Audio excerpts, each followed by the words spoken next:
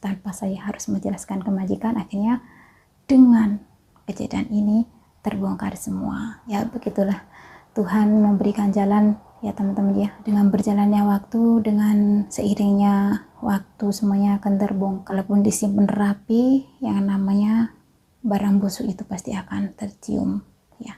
Ya gitulah kejadian aku di pabrik tempat aku bekerja di Changhua ya. Setelah kejadian tersebut saya dipecat teman-teman ya, sama majikan saya dikeluarkan dari gudang tersebut. Tapi saya tetap memutuskan untuk pindah dari tempatnya majikan aku yang di Changhua. Walaupun majikan saya baik, tapi pekerja untuk stok makanan sarapan paginya nenek.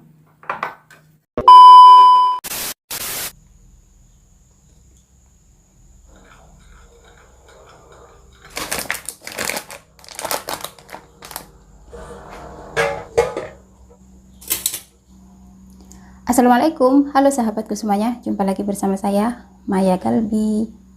Nenek aku seperti biasanya kalau sudah jam segini beliau tidur ya teman-teman ya. Dan waktunya aku beraksi di dapur kesayangan, dapur termewah, dapur terbersih seluruh dunia.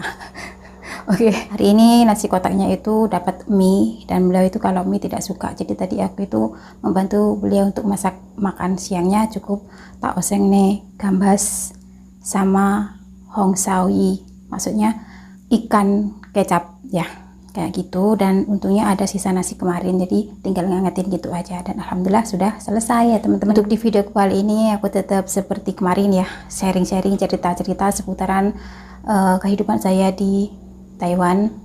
Nah teman-teman, sambil aku cerita-cerita di sini aku juga mau nyiapin untuk persiapan sarapan paginya nenek. Untuk hari ini aku mau bikin kue lapis. Kemarin itu aku bikin kue lapisnya kan dari tepung hong kue ya teman-teman ya, dan kali ini aku mau bikin dari tepung beras ya. Ikutin bagaimana caraku dan ikutin juga cerita-ceritaku, godaanku mencari rezeki di Taiwan berhadapan dengan teman aku satu pabrik ya. Kalau kemarin kan sama si Keke, tapi tidak sampai terlibat hal-hal yang gimana-gimana, cuman seputar membantu anak swasta dan saya digaji, dan saya juga dapat upah dari si Keke tersebut. Masih tetap seputaran ceritaku di majikan aku yang lama dengan teman aku satu pabrik ya teman-teman ya. Lebih seru ceritanya teman-teman ya dari kemarin. Oke, ini sebelum aku cerita-cerita, ini aku mau ngeracik dulu bahan-bahannya untuk membuat kue lapisnya. Oke, di sini untuk tepung berasnya aku pakai 10 sendok ya teman-teman. 1 2 3 4 5 6 7 8 9 10. Kemudian untuk tepung tapiokanya saya memakai 5 sendok makan ya teman-teman ya. Karena di sini saya tidak ada takaran, jadi saya memakai takaran sendok. Gak ada timbangan maksudku. Tepung tapiokanya 5 sendok. 1 2 3 4 5. Saya tambah sedikit garam,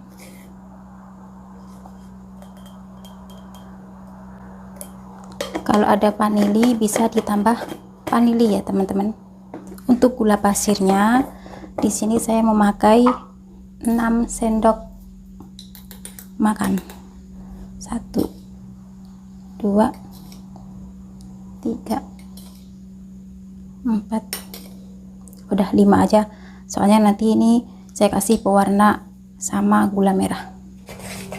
Dan untuk air santannya di sini aku memakai 1 gelas ya teman-teman ya. Ini sama dengan 450 cc ya.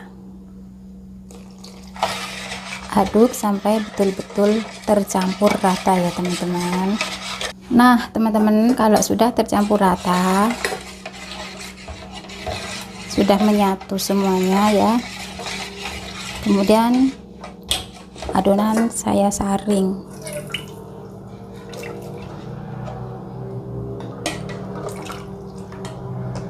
Nah teman-teman, ini adonannya mau tak bagi 2 bagian ya. usahakan sama.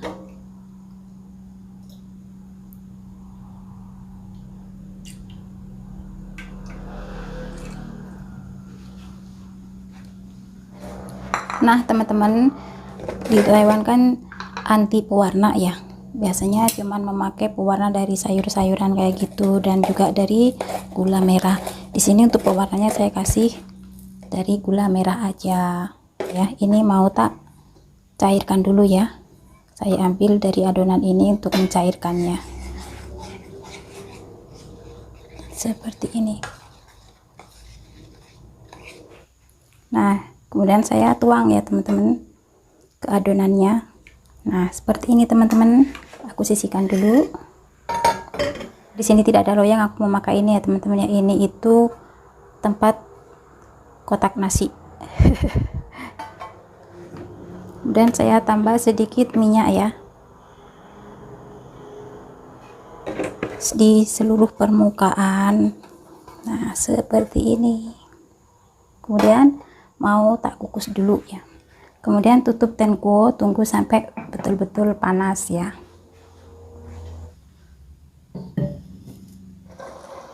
Nah teman-teman, ini tenkonya sudah panas. Kemudian untuk lapisan paling bawah ini saya kasih warna coklat. 1, 2, 3. Saya kasih 3 aja ya teman-teman ya, apa 4 ya?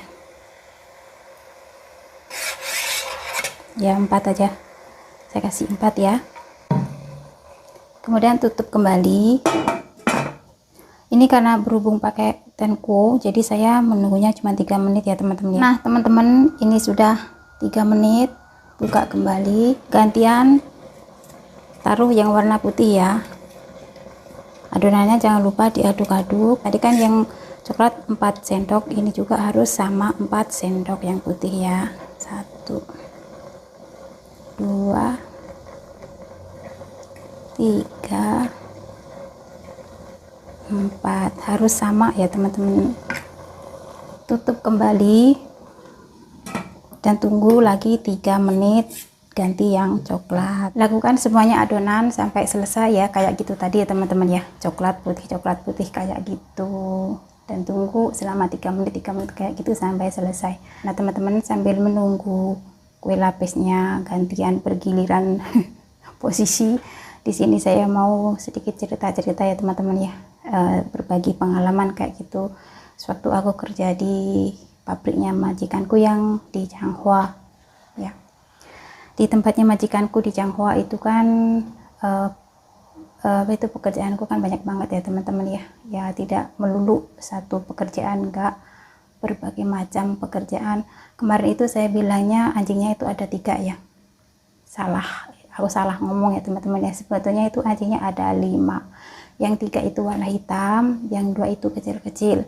Tapi setelah saya mau pindah ke sini, yang kecil-kecil 2 itu meninggal alias mate, metong ya.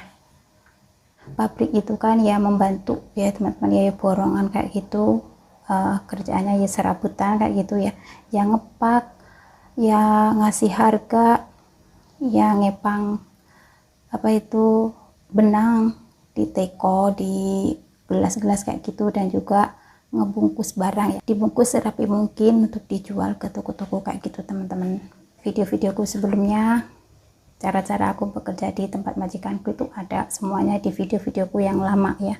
Saya selama bekerja di tempatnya majikanku 6 tahun itu mulai ada godaan itu setelah saya masuk di tahun kedua ya teman-teman ya. Ya waktu itu saya kan sambil bekerja membantu si ke agensi kaburan itu ya teman-teman ya. Di tempatnya majikanku yang di Changhua itu kan ada pekerja cowoknya ya teman-teman ya. 4 sales di luar, yang 1 ada di gudang ngambilin barang-barang kayak gitu ya. Nah yang aku maksud itu yang bantu-bantu di gudang itu orangnya agak gimana kayak gitu teman-teman ya. Awalnya itu saya tidak berpikiran gimana-gimana ya, saya berpikiran positif saja. Ada kucing ya saya berpikiran positif aja ya teman-teman ya, karena beliau itu selama saya berada di tempat majikanku itu hampir 2 tahun, beliau itu baik banget, maksudnya itu sopan banget kayak gitu ya, tidak pernah melakukan hal-hal yang gimana-gimana gitu. Dan ternyata di tempat kerjaanku juga itu saya mendapatkan suatu perilaku yang tidak tidak baik kayak gitu teman-teman ya, dari orang Cina juga. Kalau masalah usia itu hampir sama si ke agensi kaburan itu ya teman-teman ya. Saya biasanya itu manggil beliau itu semarkan kerja bersama Indonesia, kan di tempatnya majikanku itu ada anak Indonesia 1 ya teman-teman ya, 2 saya, anak Vietnam, anak Taiwan kayak gitu ya. Saya itu kalau komunikasi sama teman aku sesama Indonesia itu manggilnya si botak kayak gitu. Awalnya itu yang namanya saya itu di luar negeri sendirian, di sini nggak ada siapa-siapa ya teman-teman ya. Menurut aku orang lain itu saya anggap sebagai teman sekaligus saudara kayak gitu ya teman-teman ya. Apalagi teman-teman di pabrik itu saya anggap semuanya sebagai saudara saya di sini kayak gitu, karena selama saya berada di Taiwan terus saya bisa bahasa mereka semuanya itu sama baiknya kayak gitu ya, baik-baik semua kayak gitu. Awalnya sih karena saya tidak bisa bahasa, mereka semua jahat kayak, dan saya bisa bekerja, akhirnya mereka semuanya pada baik sama saya kayak gitu. Nah, suatu ketika si botak itu ngasih aku makanan teman-teman ya, mulai dari buah, roti kayak itu, pokoknya semula ada perhatian lebih kayak gitu kan ya. Aku yang namanya dikasih orang kan saya tidak pernah menolak ya teman-teman ya. Yang terpenting saya tidak meminta beliau itu mengasih sesuatu itu atas kemauannya sendiri kayak gitu. Pokoknya setiap hari itu selalu memberikan aku makanan ya teman-teman ya. Sarapan itu pasti saya dibawain kayak gitu ya, tanpa sepengetahuannya majikan saya, secara diam-diam kayak gitu beliau itu ngasihnya ke saya ya teman-teman ya. Dan saya tetap berpikiran positif, tidak memikirkan hal-hal yang gimana-gimana kayak gitu, enggak. Sebetulnya si botak itu tahu kalau saya itu sudah punya suami ya teman-teman ya. Tapi yang namanya beliau itu tahunya saya di sini tidak ada suami, jadi sangat-sangat lancang memberikan sesuatu itu melebihi pokoknya sudah tidak sewajarnya memberikan aku makanan kayak gitu ya teman-teman ya. Pokoknya dia itu selalu memperhatikan saya, selalu membantu pekerjaan saya dimanapun saya berada di ruangan tersebut kayak gitu. Pokoknya beliau itu selalu ngajak ngomong sama saya, ngajak ngobrol terus kayak gitu teman-teman ya. Di malam hari pun juga gitu, selalu telepon, ngajak ngomong, selalu chat kayak gitu kan, pakai terjemahan ya, pakai translate bahasa kayak gitu. Terus pagi-pagi pun kayak gitu teman-teman ya. Pabrik itu kan bukanya jam 8, beliau itu datangnya jam 7, langsung ke dapur mencari saya, memberikan sesuatu. Untungnya tidak pernah ketahuan majikan. Sebetulnya di tempat majikanku di Jawa itu juga ada CCTV-nya juga teman-teman ya. Itu pas Konian ya teman-teman ya, pas Imlek ya. Yang namanya Imlek kan saya pasti minta libur dari majikan itu ya, karena saya dapat hongpao, saya dapat amplop merah dari majikan saya dan saya minta izin libur waktu itu. Nah waktu itu saya minta izin libur itu 2 hari dan saya bersama teman aku depan rumah si Ana itu ya. Itu pun aku sudah mengenal si Keko ya teman-teman ya, sama si Keko, tapi waktu itu aku minta izin untuk tidak membantu beliau di kos-kosannya. Saya pengen libur sama teman aku si Ana, anak Indramayu. Dan si Ana itu di sini punya suami di Salu sana ya teman-teman ya, di Taichung. Aku liburannya sama si Ana dan aku menginap di tempatnya suaminya beliau. Kan di tempatnya suaminya Ana itu ada ruangan 01 ya teman-teman ya. Nah itu untuk saya beristirahat dan Ana sama suaminya kayak gitu. Minggu paginya saya pergi dari rumahnya si Ana karena saya ingin ketemu teman-temanku yang lainnya, mumpung masih liburan. Saya menemui temanku yaitu Nur ya, teman satu PT waktu itu. Nah waktu aku menemui si Nur itu kan ketemunya pagi hari, minggu pagi ya teman-teman ya. Setelah saya ketemu sama teman-teman, saya langsung ke Pakuasan ya teman-teman ya, wisata di Changhua bareng-bareng teman-teman itu sampai sore, sampai jam 3 sore. Nah sewaktu di Pakuasan itu si botak itu kan terus telepon ya teman-teman ya, tapi tidak aku angkat kayak gitu kan. Aku kepinginnya libur tanpa ada yang mengganggu kayak gitu ya. setelah saya kembali dari Pakuasan bareng teman-teman ya, kita kembali ke stasiun Cangkoa karena kita harus kembali ke majikan kita masing-masing ya kan. Aku kembali di stasiun itu aku melihat si botak teman-teman, dan si botak tahu aku jalan-jalan sama teman aku dan beliau menghampiri aku kayak gitu teman-teman. Waktu beliau menghampiri saya itu saya tanya, teman-teman ada apa kamu telepon terus, aku lagi liburan, aku kayak gitu kan, saya tidak ingin diganggu siapapun, aku gitu. Terus beliau ngomong kalau beliau itu disuruh majikan saya untuk menjemput saya, tanpa kamu jemput saya bisa pulang sendiri, saya sudah terbiasa pulang sendiri pakai taksi, aku bilang kayak gitu kan. Terus kemudian saya makan-makan sama teman-teman aku kan, terus beliau itu nggak tahu kemana. Terus saya habis makan sama teman-teman, aku mau pulang, beliau ada lagi teman-teman, nah menghampiri aku lagi. Terus dia bilang saya disuruh majikan kamu untuk mengantar kamu pulang kayak gitu, tapi majikan aku tidak bilang apa-apa ke saya bilang gitu kan. Terus akhirnya ya sudah, aku ikut dia teman-teman ya, aku ikut dia. Nah di perjalanan itu teman-teman, beliau itu ngasih aku hongpao, beliau itu ngasih aku amplop merah. Ya udah aku terima aja ya teman-teman ya, aku tidak mempunyai pikiran yang gimana kayak gitu ya, wes aku terima dengan ikhlas ya, dengan apa, tidak mengotori pemikiran saya, tetap berpikiran positif kayak gitu. Karena waktu itu masih jam 4-an, jadi masih ada waktu untuk jalan-jalan, dan si botak itu mengajak aku ke pasar malam.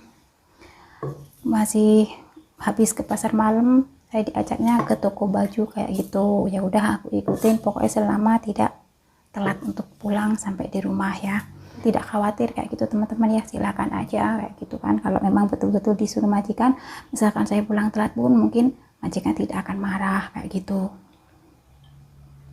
Nah habis itu setelah saya keliling-keliling sama beliau ya, mulai dari pasar malam sampai ke toko-toko, saya dibeliin baju teman-teman ya. Saya disuruh memilih baju tapi saya tidak mau, saya gak enak sama beliau sudah ngasih aku amplop kayak gitu teman-teman ya. Ucapkan banyak terima kasih juga ke si botak karena sudah mengasih aku amplop merah.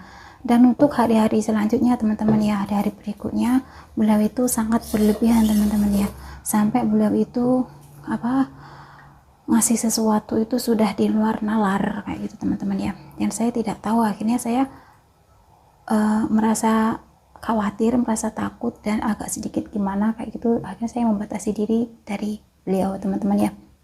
Beliau itu kan biasanya pagi jam 7 sudah datang, waktunya jam istirahat jam 12 dia agak pulang, ngajak ngobrol saya waktunya istirahat tidak bisa istirahat, ngajak ngobrol kayak gitu teman-teman ya.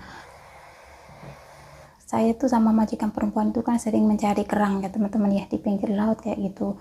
Nah itu pun beliau ikut teman-teman ya, si botak itu juga ikut mencari ke laut kayak gitu. Akhirnya majikan aku curiga teman-teman ya, karena si botak begitu perhatian sama saya kayak gitu ya. Akhirnya wis apa boleh buat ya, akhirnya saya pun menghindar daripada nanti akan terjadi hal-hal yang tidak saya inginkan kayak gitu.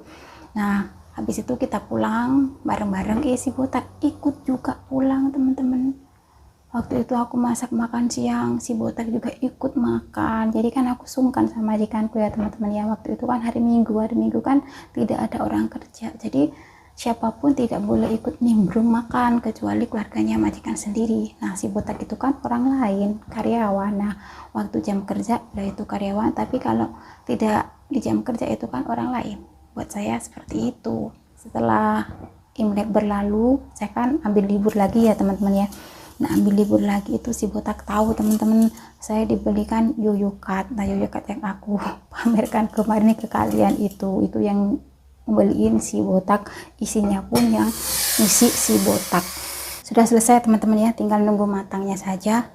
Nah ini mau tak lanjutin lagi ceritanya. Nah suatu hari saya sama si nenek itu mau pergi ke pasar Lukang ya teman-teman, dan si botak itu lagi-lagi muncul ya pas kita mau berangkat ke Lukang. Dan waktu itu si botak bawain aku baju satu kresek ya teman-teman ya, baju baru dan juga HP. Dan si botak ngasihnya itu ada di depannya nenek saya. Besoknya saya dibeliin sepatu dan yoyokat teman-teman. Setelah saya dikasih baju dan HP, kemudian lanjut yoyokat sama sepatu, kemudian apa lagi, pokoknya banyak lah, aku udah lupa teman-teman ya. Nah terus waktu aku liburan yang terakhir itu beliau kan mencari saya di Changhua lagi, di stasiun lagi ya teman-teman ya, tapi aku menghindar ya teman-teman ya. Saya nggak tahu maksudnya beliau itu mencari saya, apalagi alasannya saya nggak tahu. Jadi aku menghindar, tidak sampai ketahuan beliau kalau aku waktu itu pulang aku naik taksi kayak gitu kan. Terus si botak telepon, terus aku angkat, kenapa kamu, saya cari-cari nggak ketemu, saya sudah naik taksi, aku bilang kayak gitu kan. Terus beliau bilang gini, nah saya ngasih kamu yoyo card, kenapa kamu naik taksi, taksi kan mahal kayak gitu kan, kamu saya suruh naik bus aja, misalkan saya telat ke sini, dia bilangnya gitu. Loh, memangnya kamu mau jemput saya, aku bilang gitu. Iya, akhirnya ya aku ngomong aja kalau aku sudah pulang nggak perlu dijemput, aku bilang gitu. Terus beliau pulang ya teman-teman ya. Nah besoknya itu waktu di pabrik beliau itu agak gimana kayak gitu teman-teman, dia mulai gak enak kayak gitu ya, dari pandangannya, dari kayak bicaranya pun sudah mulai agak sedikit emosi, geram ke saya kayak gitu. Selain beliau itu ngasih barang kayak gitu ya teman-teman ya, setiap bulannya itu saya dikasih pulsa teman-teman ya, mulai kelihatan gerak-geriknya, gelagatnya kalau sudah ada sesuatu di balik ini semua kayak gitu. Semuanya sudah pada tahu, majikan saya sudah tahu, anak pabrik juga tahu. Nah akhirnya puncak terakhir itu di pernikahannya anaknya majikan saya teman-teman. Acara resepsi pernikahannya anaknya majikan saya, si botak itu kan pinginnya duduk sama saya gitu kan. Nah waktu duduk sama saya numpahin minuman ke meja beliau. Beliau sontak langsung marah teman-teman ya, dikira saya itu sengaja menumpahin minuman tersebut. Nah setelah kejadian itu si botak nggak makan teman-teman, langsung pulang tanpa pamit kayak gitu. Dia marah karena saya numpahin minuman ke mejanya. Acaranya belum selesai, si botak pulang ya. Besoknya si botak itu menemui saya di dapur seperti biasanya kayak gitu kan. Nah waktu menemui saya di dapur itu, dia itu langsung memegang tangan saya ya teman-teman ya, dari belakang kayak itu.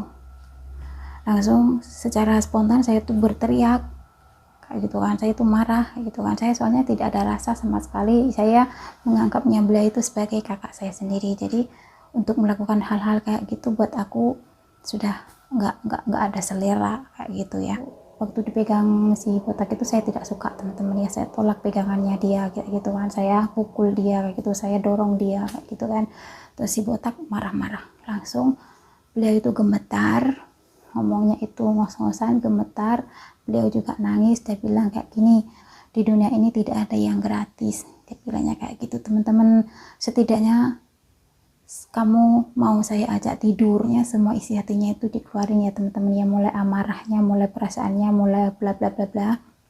Nah di situ waktu beliau saya dorong, dia bilangnya gini, kenapa kamu tidak bisa mencintai saya, kenapa kamu tidak membalas kasih sayang saya gitu kan. Pokoknya saya katanya menolak beliau, katanya saya tidak mau disentuh beliau kayak gitu kan. Memangnya selama ini kita ada hubungan apa, saya bilang kayak gitu kan. Nah itu barang-barang itu kan atas kemauanmu sendiri, bukan aku yang meminta, aku bilang gitu. Saya sudah menolaknya tapi kamu juga memaksanya ya kan. Si botak memang gemeteran sampai nangis karena merasa beliau itu bertepuk sebelah tangan, beliau itu tidak saya anggap kayak gitulah. Beliau amarahnya seperti itu ke saya karena saya katanya menolak cintanya kayak gitu ya. Padahal si botak itu tahu kalau saya sudah punya suami, tapi beliau nekat ya. Ya wis lah, itulah kejadian aku di tempatnya majikanku ya teman-teman ya, selama bekerja di Changhua. Banyak banget godaannya ya, lagi kejadian yang membuat aku trauma ya teman-teman ya. Sebetulnya sih saya sudah tua ya, masalah kejadian itu sudah nggak trauma ya, tapi kalau dipaksa juga trauma. Akhirnya jadi saya serba ketakutan kayak gitu. Jam 5 pagi si botak itu datang, dia telepon melalui line. Nah jam 5 itu kan waktunya aku bangun untuk masak makan ayam ya teman-teman ya. Waktu itu ayamnya majikanku banyak banget dan saya yang memeliharanya. Nah waktu aku bangun si botak itu telepon teman-teman ya, saya angkat, ada apa pagi-pagi sekali sudah kesini, kan pabrik masuknya jam 8 kayak gitu kan. Akhirnya aku bukain pintu teman-teman ya. Nah di saat saya bukain pintu, beliau itu langsung nyosor teman-teman ya, langsung minta cium. Saya gini ya teman-teman, wih jijik aku bukannya jijik enggak ya teman-teman, maksudnya karena saya nggak ada perasaan, nggak didasari tresna, nggak didasari cinta, nggak didasari kasih sayang. Jadi untuk gitu itu untuk menerima si botak itu kayaknya gimana gitu teman-teman ya. Akhirnya saya dorong, saya menjerit teman-teman. Pagi-pagi itu dia bawa mie banyak banget teman-teman. Saya bilang saya tidak butuh mie, bawa pulang aja, aku bilang gitu. Dasar kamu ya, saya katain, pokoknya saya hina-hina dia teman-teman. Dia nangis teman-teman, sampai gemeteran kayak gitu kan. Pokoknya sampai gemeteran, kenapa kamu tega terhadap saya seperti ini, kenapa kamu tega nyakitin saya, kenapa kamu tega menolak cinta saya, kenapa kamu tega menolak pemberian dari saya, bla bla bla bla. Padahal kamu dulunya menerima semua pemberian saya, itu kan atas kemauan kamu. Siapa yang nyuruh kamu untuk memberikan sesuatu untuk saya gituin kan. Nah waktu itu kan di sebelah saya itu ada kamarnya majikan saya, dan di belakang saya itu ada CCTV, tapi majikan tidak tahu teman-teman ya. Berarti majikan saya itu tidak pernah ngecek CCTV-nya. Waktu aku teriak pun itu pasti majikan dengar. Nah antara saya masak pakan ayam sama kamarnya majikan itu pepetan ya, dampingan kayak gitu, ada di sebelahnya kayak gitu. Majikan juga gak dengar. Habis kejadian itu si botak sama saya tidak bertegur sapa teman-teman ya, satru ya, kita satru tapi tidak ada yang tahu kita berantem, tidak ada yang tahu. Kejadian terakhir sama si botak jam 5 pagi itu tidak ada yang tahu, biarpun ada CCTV, semuanya tersimpan rapi, tidak terbongkar kejadian hal yang kayak gituan. Padahal botak itu berusaha untuk memperkosa saya waktu itu pagi-pagi sekali jam 5 sampai 2 tahun saya tidak bertegur sapa ya wis menang, aku menang, si botak menang wis, tapi aku lebih tenang kayak gitu. Nah setelah berjalan 2 tahun, nah si botak bikin ulah lagi teman-teman ya. Waktu itu saya tidak melaporkan beliau karena saya masih menghargai, karena si botak butuh pekerjaan, saya pun butuh pekerjaan. Misal saya menjelaskan ke majikan saya, majikan belum tentu kan bisa mengerti tentang bahasa saya ya teman-teman ya, karena bahasa saya sulit untuk dimengerti semua orang karena saya belum pinter untuk ngomong bahasa Mandarin. Ya wes lah, aku tutup semuanya, aku pendam semuanya, cukup sampai di sini ya gitu, udah rahasia pribadi saya kayak gitu. Aku tutup rapat-rapat kejadian tersebut, biarpun nggak sampai terjadi, tapi setidaknya si botak sudah tidak sopan ke saya, memperlakukan saya seperti itu. Akhirnya si botak itu kena karmanya teman-teman, dan akhirnya ada kejadian lagi teman-teman ya, yang terjadi ke teman saya satu pabrik, sama-sama orang Indo. Teman aku orang Indo Kalimantan ya, teman aku si Apong itu kan ke kamar mandi ya teman-teman ya. Nah di sebelah kamar mandi itu ada si botak. Nah sama si botak payudaranya itu dipegang teman-teman, kayak gitu kan, dipegang. Teman aku itu menjerit sekuat tenaga teman-teman, dan teman aku itu tidak terima dengan kejadian ini. Akhirnya teman aku itu melaporkan kejadian ini ke suaminya ya, dan suaminya ngomong ke ibunya, dan ibunya lapor ke majikan saya. Dan akhirnya mertua teman saya itu ke pabrik ya teman-teman, dan menjelaskan semua kejadian ini ke majikan saya, dan disitulah kebongkar semua kejadian di masa-masa lalu yang majikan nggak tahu, akhirnya jadi tahu. Akhirnya majikan menegur saya ya teman-teman, saya disalahin, kenapa kamu tidak bilang dari dulu. Terus aku bilang gini, misalkan saya yang bilang dari dulu, saya juga punya hati, saya kasihan terhadap si botak, saya juga kasihan terhadap Anda sudah mempercayai si botak kayak itu, tidak ada botak di sini tidak akan bisa berjalan, saya bilang kayak gitu teman-teman ya. Karena yang di gudang itu yang cowok cuma satu, itu si botak itu aja. Jadi untuk mengambil yang berat-berat untuk wanita ini terlalu kesulitan. Jadi menurut saya tenaganya si botak sangat diharapkan di pabrik itu. Makanya aku diam aja, aku simpan saja semuanya. Dan akhirnya terbongkarlah sekarang setelah kejadian ini dialami sama teman aku, tanpa saya harus menjelaskan ke majikan. Akhirnya dengan kejadian ini terbongkar semua, siapa yang sifatnya jelek, siapa yang perilakunya baik ya. Ya begitulah, Tuhan memberikan jalan ya teman-teman ya. Dengan berjalannya waktu, dengan seiringnya waktu semuanya akan terbongkar. Walaupun disimpan rapi, yang namanya barang busuk itu pasti akan tercium ya. Ya gitulah kejadian aku di pabrik tempat aku bekerja di Changhua ya. Setelah kejadian tersebut, si botak akhirnya dipecat teman-teman ya, sama majikan saya, dikeluarkan dari gudang tersebut. Saya bersyukur banget, sangat-sangat bersyukur akhirnya si botak dikeluarkan dari pabrik kayak gitu. Tapi saya tetap memutuskan untuk pindah dari tempatnya majikan aku yang di Changhua. Walaupun majikan saya baik, tapi pekerjaannya menurut saya terlampau kebanyakan ya. Akhirnya saya positif nekat pindah ya di sini ini ya. Begitu teman-teman ya ceritaku hari ini, kisahku, kehidupanku di Taiwan, di majikanku yang pertama. Oke, terima kasih yang sudah menonton. Sampai jumpa di video-videoku berikutnya, di cerita-ceritaku selanjutnya ya teman-teman ya. Semangat terus, tetap ambil isi positifnya, jalan hidup apa adanya, hiduplah sederhana. Oke, sampai jumpa di lain waktu, sampai jumpa di konten berikutnya. Wassalamualaikum warahmatullahi wabarakatuh. Bye-bye.